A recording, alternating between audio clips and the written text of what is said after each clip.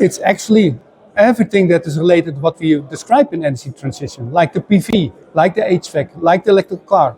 They are implemented in the system without the proper coordination and without the system view. So they are seen as low-hanging fruit. And the issue is that in this field, everything if you start what's one installation, is one test, it works perfectly. But if you start scale up to hundreds in the neighborhood, you enter in so many issues.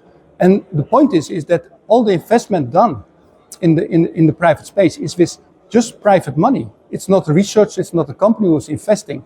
So people really start to fuck up themselves in the way because they feel misled, because they're thinking they're doing the right, what is there from the government or from the politician as guided to fulfill that requirement. And this is a huge topic. So PV is disappointment, EV is disappointment, HVAC is disappointment, and batteries will be disappointment. And all the people, all the saving monies, they invest on these topics.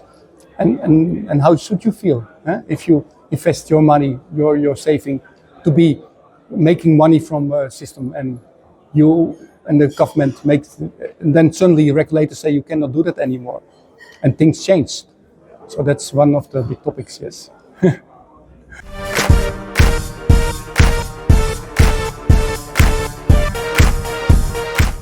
In the regulation field, there is now administrative communities. And this is not solving the problem. This brings the engagement of the people that they can't contribute to each other. But the point is I try to bring, and that is where the DC topics come in, that the community should be physical. Because if a community is physical, then you really feel the energy you contribute locally is consumed by your neighbor, is inside the community. And this is very important because in the old days we had the church that bind us all. Then later on we get shopping malls where we have the binding. Now we do online shopping and we don't have any way to link each other, the society, in a way to engage people. And now energy will be the big thing. But you must be sure that the energy you bring in the community is energy you can trust, because it's really the community energy. And that's why physical communities are very helpful to bring the energy transition in a more positive way and bring back the happiness instead of angry people, because the people feel that they contribute now to the neighbor or to the friends or to the people where they are closely attached to.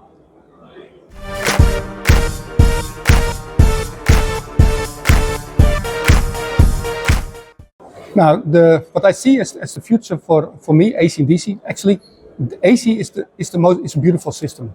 It's a simple system with simple components. We should not make it complex by digitalization.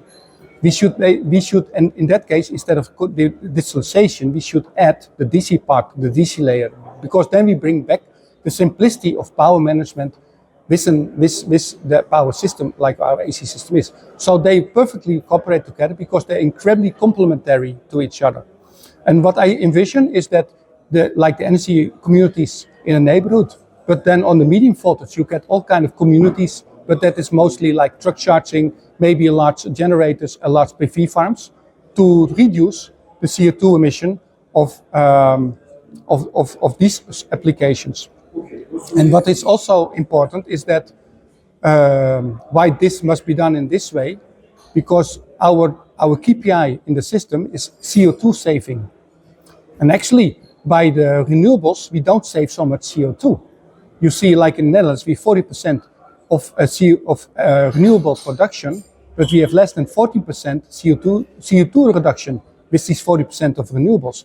So that means the system is not designed for this way.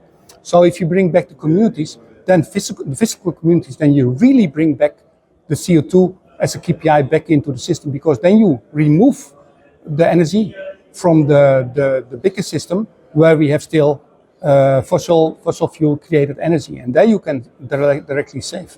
And it brings one big benefit of that one, is that you can keep essential services active. So you have still microgrid operation on the DC part. So in case of accidents, in case of whatever attacks or something happens wrong with our power system, then we can keep essential service active.